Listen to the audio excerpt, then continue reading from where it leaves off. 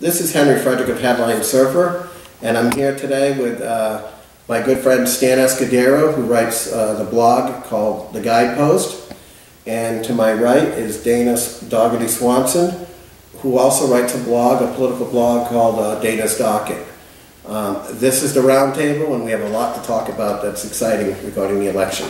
So in our opening segment, we're going to talk about election night and the somewhat of a disappointing mixed bag with the results, starting with Mitt Romney's defeat in the national election and how he did locally. Stan, why don't you get us started? You're the chair of the Republican Executive Committee. Yes. Tell us about Romney and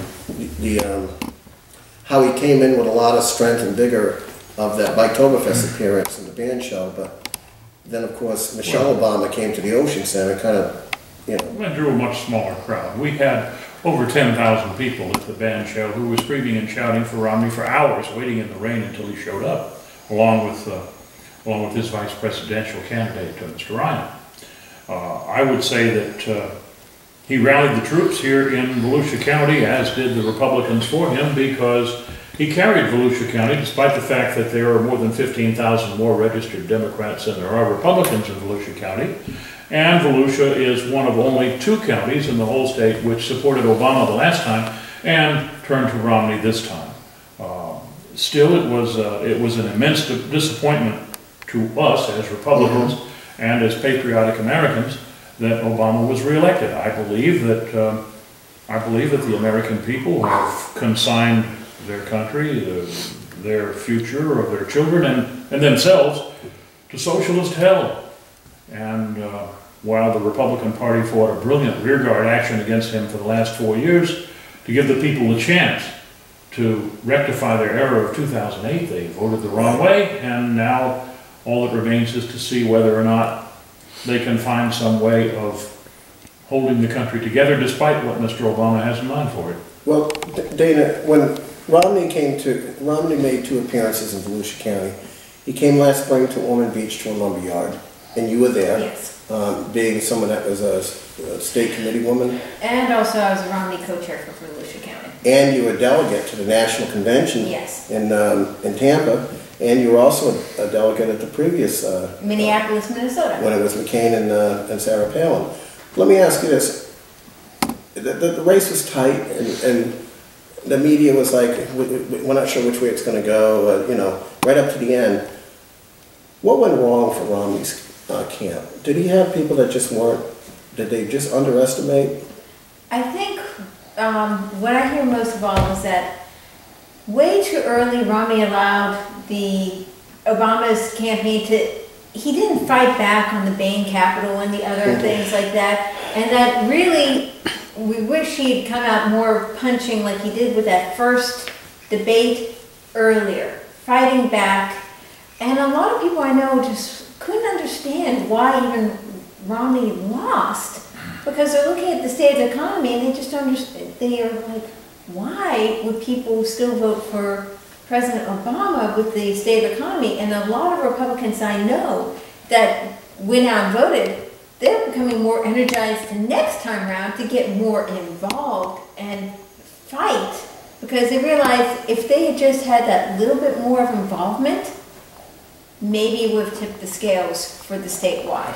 Well, I know, being that I'm the only Democrat on the panel here, and I actually put my neck on a chopping block and I endorsed Romney for president, because my belief is that if you're going to tax the rich with the added attitude that, they can pay their fair share, sure, that's great, but then what you're going to do is they're not going to invest as heavily. They're going to hold on to what money they have, and that just means more jobs are going to be lost. And if people aren't spending, the economy slows down, inflation just continues, and before you know it, you're back into a major recession. And we're not even out of the one we're in now. So I would say that that's pretty critical. But the good thing about all this, on a positive note, is this now paves the way for Marco Rubio. I think the Republicans have a head start, at least, with Rubio and possibly a Rubio-Ryan ticket. We can only pray. Whereas Obama's a lame duck, Hillary Clinton supposedly is stepping down in January. I don't think anyone really believes that she doesn't plan to run for the presidency. Well, that's She's more of never the tried. past. And think about this: who do the Democrats have? They have either Hillary, recycled for the umpteenth time, or Joe Biden. So it'll be interesting to see how it goes. But that's the love and war of politics. Well, with that concludes segment one.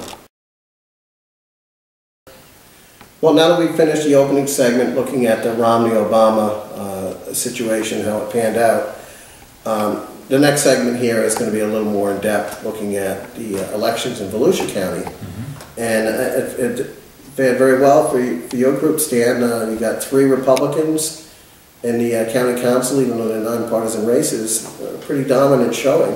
Oh, it's more dominant than that, Henry. The fact is that in Volusia County, the Republican Party had been an afterthought for a whole generation. The Democrats have run this county and we're running it into the ground. And the people recognized that. They recognized it at a time when a number of us began to reorganize the Republican Party, and I think it would be fair to say that I'm the architect of that purpose, but I didn't do the job. We put together a marvelously effective and quite large grassroots effort. How long were you chair of the?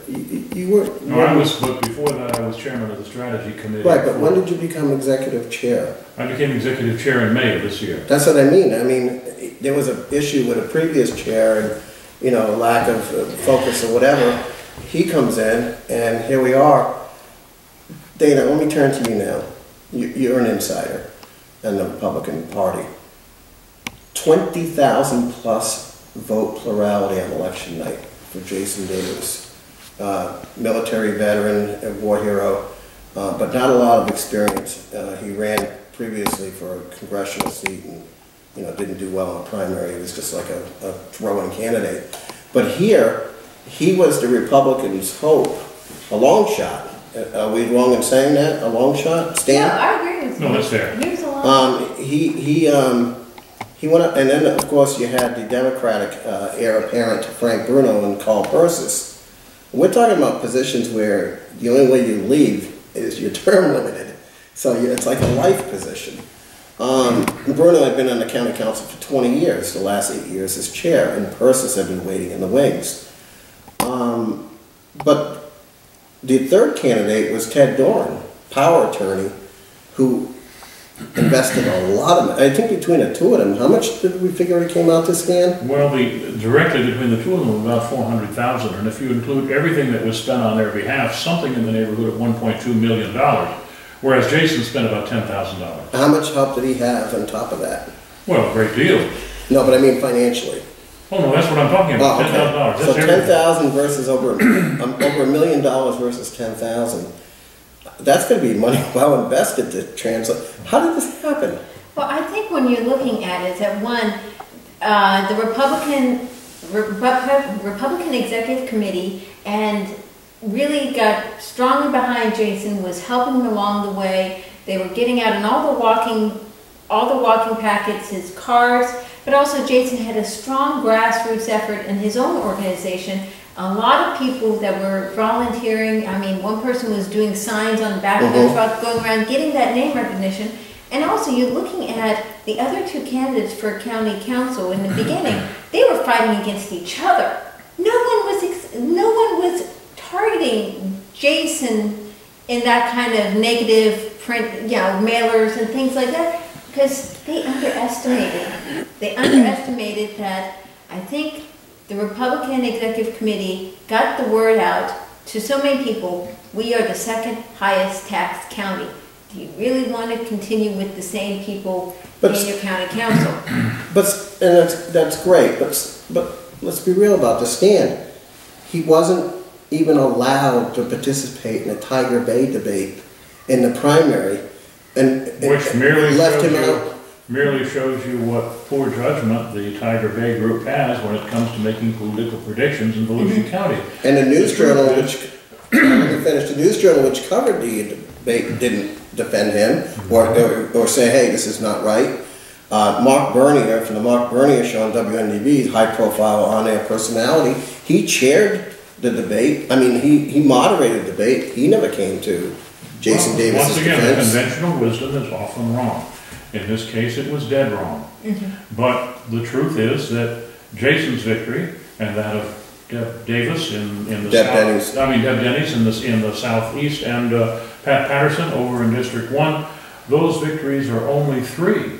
If you look at our voter guide of the candidates we supported, 6 of them lost, but 22 of them won. Oh yeah, it was a dominant showing. That's why dominant is exactly the word the News Journal used this morning. And while we are not dominant on the county council, there is now more of a balance than there has been intergeneration. And what we're looking to do now is make use of the fact that we have 3 and the Dems have 4 right, on the county council to reach out and to use the balance that exists now to bring about the compromise that the Democrats now have every incentive to reach in order to move ahead in this county, in order to move the county in a more rational, fiscally responsible direction. And we'll see if the Democrats are willing to cooperate for the good of the county. Is it kind of funny though that while the News Journal is now looking at the might of the Republican victory locally with the showing with the state Senate race with Dorothy Hugo just destroying Bruno, David Santiago winning easily over the Democratic chair, Phil Giorno, who was a throw-in for another candidate that pulled out, Diane Matusik, a big win in his re-election for circuit court, clerk of the court, Sheriff Ben Johnson, over an NPA, right, Sheriff Johnson, biggest vote getter of all in the election, and on and on and on. What does that say about? Well, let me backtrack for a second.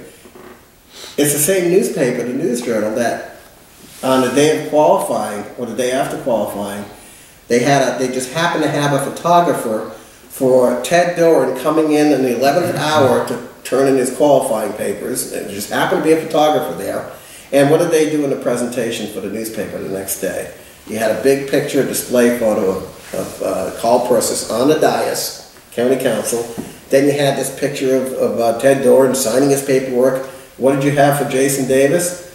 What's akin to a mugshot, like they give for jail guys, on a jump page in black and white, and a brief reference to him near the tail end of a story.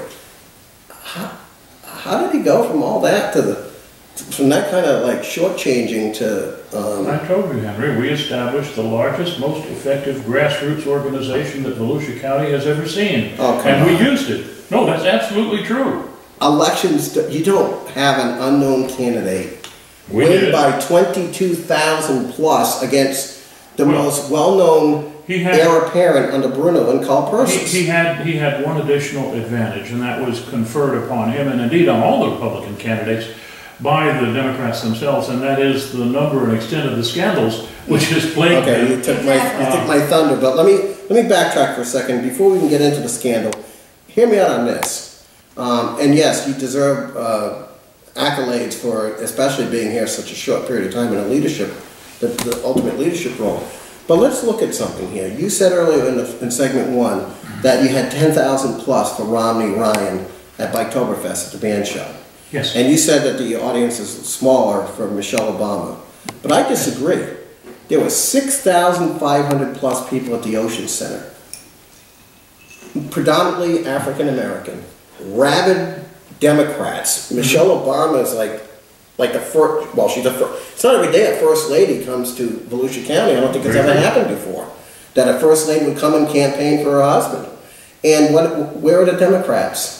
Dwayne Taylor was there, state rep. There were a couple of other Democrats there, but it's the lady that ran against Ron DeSantis, Heather Baben. She was there. But where was Carl Persis? Where was Frank Bruno? Of course, it was their last. They were having a county council meeting. It was Bruno's last meeting. But did they really have to have 3 separate celebrations for him in the morning? Couldn't they have wrapped it up early, knowing that? I mean, imagine this: you've got 6,500 people there, right? and it's a week, less than a week to go before the election, and you're Frank Bruno, county chair, wanting to be the next state senator, and you're introducing the first lady, or you'll call Persis, and maybe you're working together to introduce the first lady. I can't speak for Mr. Persis, but in the case of Bruno, I imagine that he and his pollsters and others had already figured out that he was going to lose. Certainly by then the Democratic Party had cut off funding support for him from Tallahassee. And maybe they didn't want an association. That was the other thing. That When may we be. did our public candidate debates, we asked the candidates about supporting Obama, and every Democrat we asked wouldn't answer the question. They were like, well, I don't want to talk about that. It's nobody's business who I vote for. Very defensive. Whereas the Republican candidates, without any hesitation, yeah, Mitt Romney all the way. And also, I heard that a lot of times where Obama, when his campaign, he was all about Obama, not about any other candidates in the area. And so I really think is that when Michelle Obama was coming here, she was just doing it for her husband, not helping any other candidates.